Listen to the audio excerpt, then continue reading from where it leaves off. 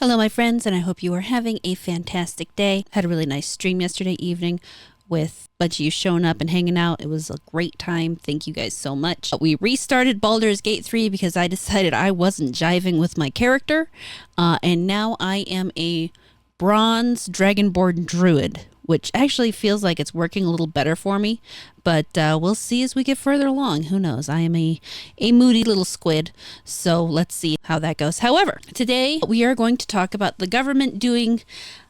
I'm not one of those persons who will ever say the government is doing something right, but they're admitting something we all already knew and putting it down on a piece of paper so that hopefully everybody else knows it too. In California, they have recently signed a law that says that stores where you buy digital products that can be taken away are no longer able to claim that you are buying their product and have to point out that you are in fact licensing the product. This article here on GameSpot says you think you own your digital games. California law says otherwise. Well, it's not California law that says that actually. It's the way they've behaved over the last few years, but we'll get more into that. The law mandates that digital storefronts inform customers that they are acquiring a license to use the products rather than indicating actual ownership. And this is something gamers are really familiar with at this point in time. We've been saying it, I've been saying it repeatedly across a number of different videos because I do think it's something that we gamers strongly need to start thinking about, is the fact that when we purchase these games, or not even purchase is not the right word, when we license these games from Steam, from PlayStation, when you don't have a physical copy of these games, with rare exception, you don't own that game. At any moment they can revoke your ability to play that game, and that is through DRM, Digital Rights Management. The only storefront I am aware of right now for sure that you get DRM free is GOG. On GOG, you don't have DRM. You can download, re-download as many times as you want, as many places as you want. They kind of trust you not to abuse that. And I think for the most part, people don't, which is part of why they're still around. It's probably one of the few good things CD Projekt Red still does, is offer their DRM free. You could also get DRM 3 free through Humble Bundle and a few other spots. But that is something that if you are concerned with when you own something or not, is to look at if it has DRM or not. It absolutely can cause a problem. The current cited example is Ubisoft removing the crew from players' accounts after shutting down its server. That would mean that basically you don't even have the ability to set up your own private servers, other places, so that you could play. It'd be like right now if, well, actually, you don't even have to go back as far as the crew. Just look at what happened with Concord.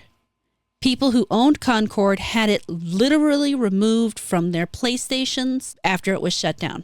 Now, on one hand, why should they just have it sitting there? Because, you know, obviously the servers are shut down. I don't believe there is a way through PlayStation at this point in time to set up your own private servers. So why leave it there? But at the same time, you purchased it, thus it should be yours. Except you didn't purchase it, you licensed it. And I'm sure if any of us actually read any of that fine print that they put in all of this stuff, we'd realize, oh, right, we're not actually purchasing anything. They have the right to take it away at any time. And that is also, again, why I am against games as a service.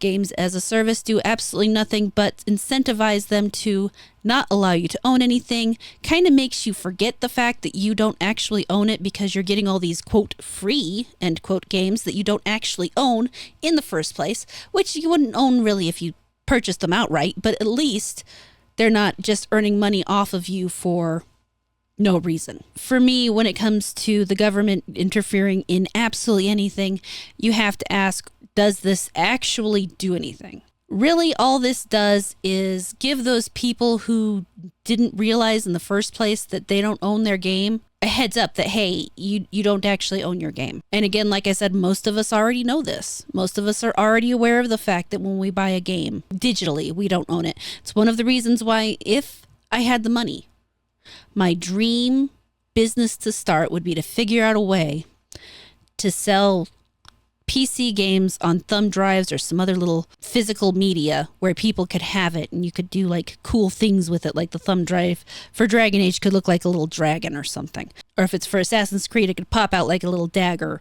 I don't know. Cute things like that that would, give people the physical copies of the game and be cute and cool. Something that would return back to those days. Like, I don't even bother looking at freaking collector's editions for games anymore because, yeah, you get some cool stuff in the box, but there is absolutely nothing more disappointing than going through all that stuff, getting to the box, the plastic box they give you that used to hold the game, opening it up, and there's no game in there. And for me, it's like, okay, so I just spent $200-$300 on this collector's box, but there's no game in this box.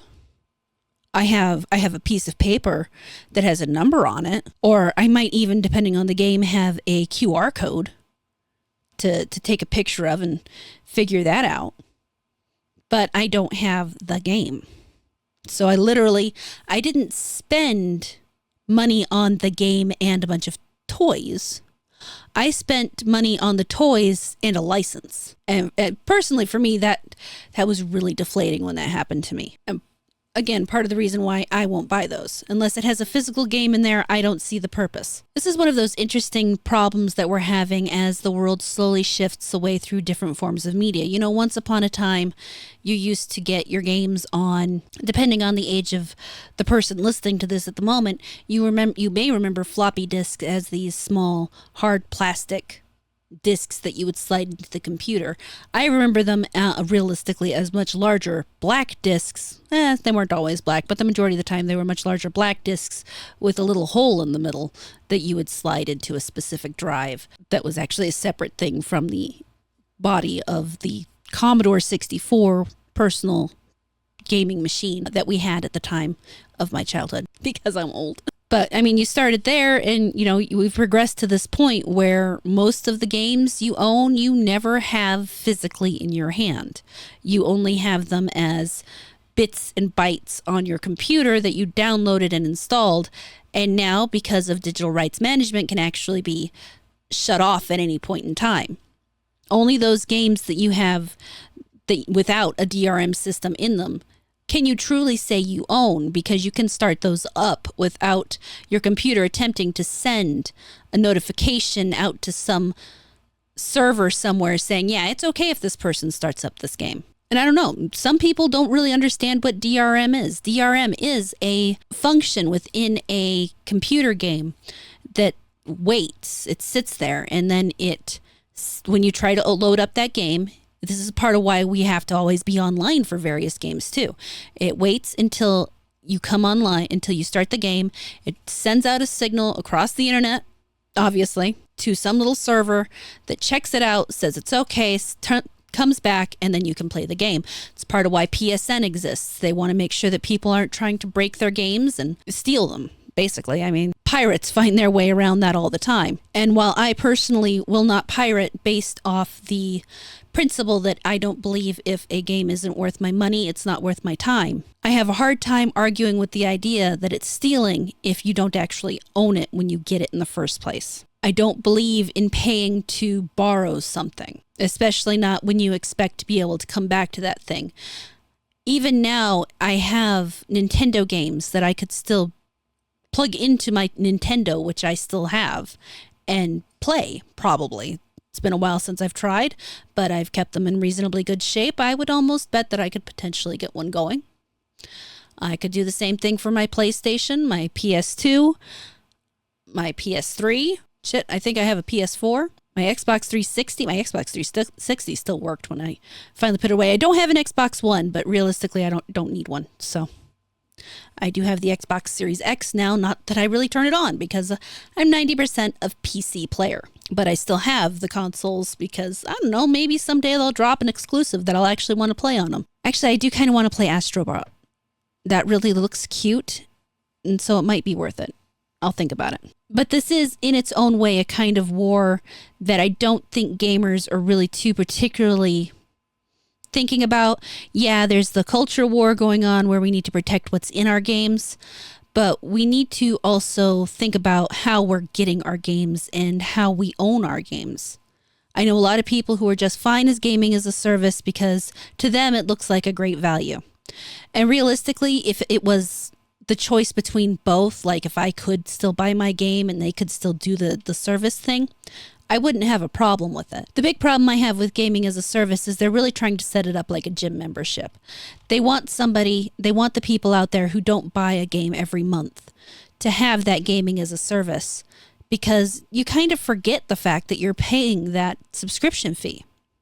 And so eventually they're making way more money off of people than they ever have to spend out, because most people won't play whatever amount of games is required to make up the difference between what they're playing and what they cost to let them game on the service.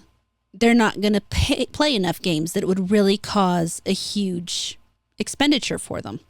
Meanwhile, those people who would get everything, I mean, they're making bank because they're getting to play all the games that they wouldn't play.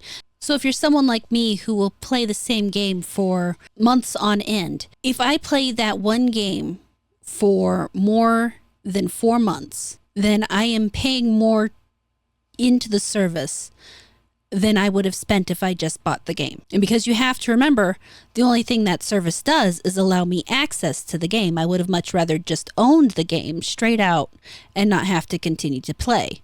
There are unfortunately months where I don't get to play any games, and thus I am now paying $17.99 or however much the service is for nothing. I mean, yeah, you can say it's to maintain access to the game, but I would much rather just own the game, and then I'm not paying to maintain access to something I'm not using. Much like you shouldn't continue to pay for a gym membership if you're not actually going to the gym. Which reminds me, I've actually got to go cancel my gym membership. And this is why I know it's sneaky. Reoccurring subscriptions can be very dangerous, folks. Make sure you check on yours. It's just a wise thing to do for your wallet. Right now, the only gaming as a service type thing you could say I have is the Nintendo one. And honestly, I really probably shouldn't have that because I haven't picked up my Switch in months again. I've been playing far more PC games, and I don't have any PC gaming as a service. I buy my games. Well, no, I take that back. I license my games through Steam, or I buy them through GOG. And honestly, I'm going to be making more of a concerted effort to try to find DRM-free games to make sure I have some hope of owning them. Maybe I'll export them all out to a external hard drive, just in case. But it is one of those annoying things. I almost have to say that the government's doing something right, but they're not really. They're just confirming what everybody already knew and telling people that they have to legally say it that way. So then the people who don't really understand what's going on have a chance to understand, but it doesn't actually change the state of what we get. It just makes them tell the truth about what they're doing. The only thing that will change the state of what we get is our own personal behaviors and how we think with our wallets.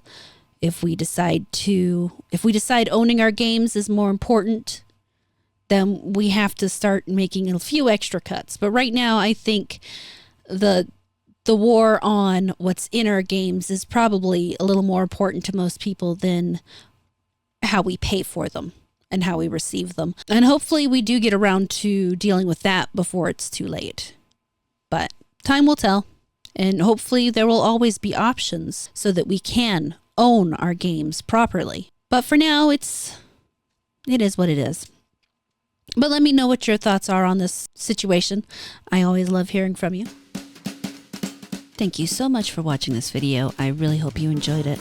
Please like, comment, subscribe, and turn on the notifications. If you really liked it, you can feel free to share it around, and I will catch you later.